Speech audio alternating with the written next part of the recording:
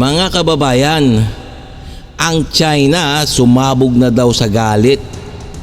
Pasasabugin na daw mga bangka na mga mangingisdang Pilipino. Matindi to ha. Ang tapang ng China, no? So ano, no? Kung noon pa nila dapat ginawa yan, sana natunaw na sila. Okay, no, mga kababayan, no? Ngayon, bibigyan natin reaction to, no? Ito yung pamagat, ayan yon. China sumabog sa galit.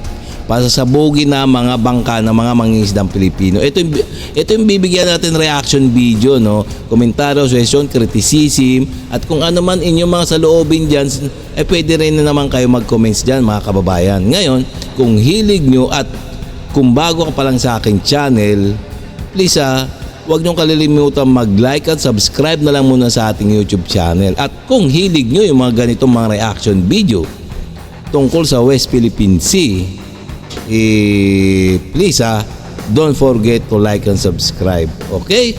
So, okay, umpisan natin to. And also, please ito nga pala, paki-subscribe kay Summit Media Philippines. So, sa kanyang video to, no? So, bibigyan lang natin ng reaction to.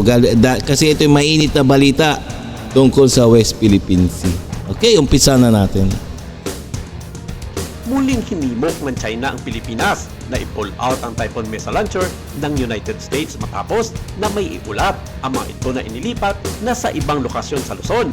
Hindi mapitan ng spokesperson ng Foreign Minister ng China na si Mao Ning ang magimutok sa pagharap sa mga grupo ng mga media na ginanap sa Beijing dahil sa naging desisyon ng Pilipinas at Amerika na huwag ito ipaalam sa publiko ang paglipat ng nasabing Typhoon missile system sa isang undisclosed area na matatagpuan sa isla ng Luzon.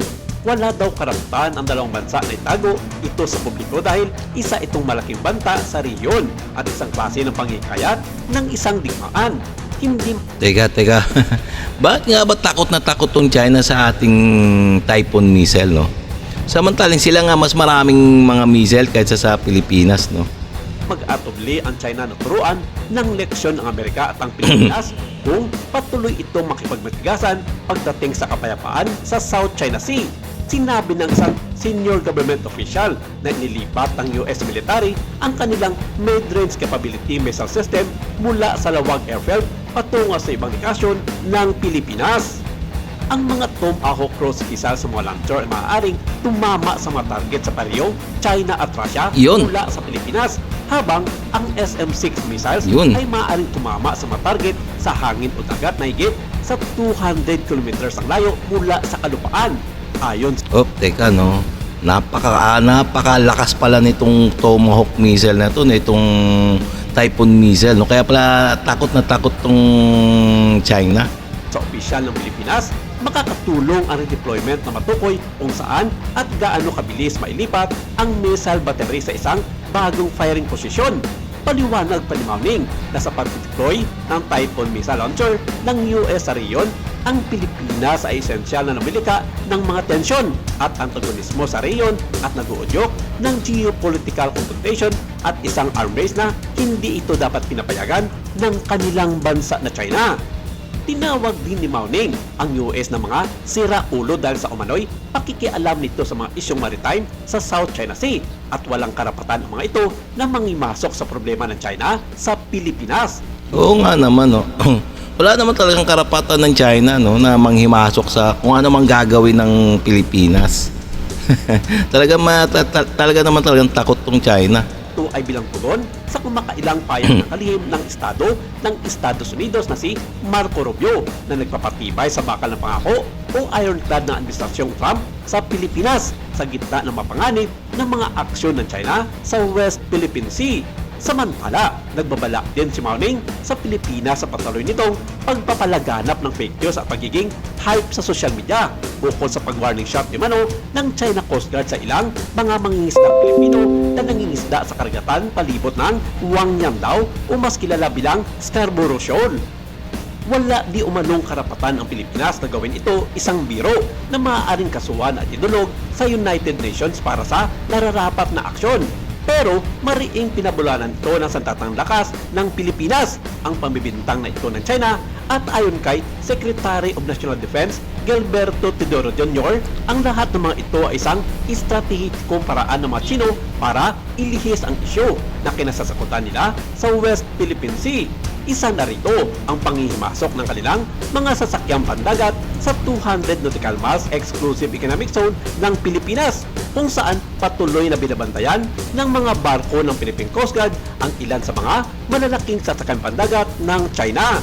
Kabilang na dito ang kanilang monster ship na ilang linggo nang nananatili sa karagatan sakop ng Zambales. Ayan mga kababayan tingnan na naman itong China, no. Masigasig sila, no, na magbantay ng hindi nila teritoryo. Pinapasok nila yung kaya kanilang hindi teritoryo o kini-claim nila o inaangkin nila yung West Philippine Sea na sakop ng Pilipinas na 200 nautical miles. Samantalang hindi naman sila talaga, wala naman silang karapatan dyan kasi nga under the international law at UNCLOS, sa Pilipinas talaga nagmamay-ari niyan within 200 nautical miles. Mapilit lang talaga itong mga China, no. Palibasa, ang mabait ng mga Philippine Navy at ang Philippine Coast Guard, kaya yun, inaabuso. Ito naman si Philippine Navy natin at Philippine Coast Guard, panay ang buntot. Wala tayong magagawa, ganun lang talaga, no.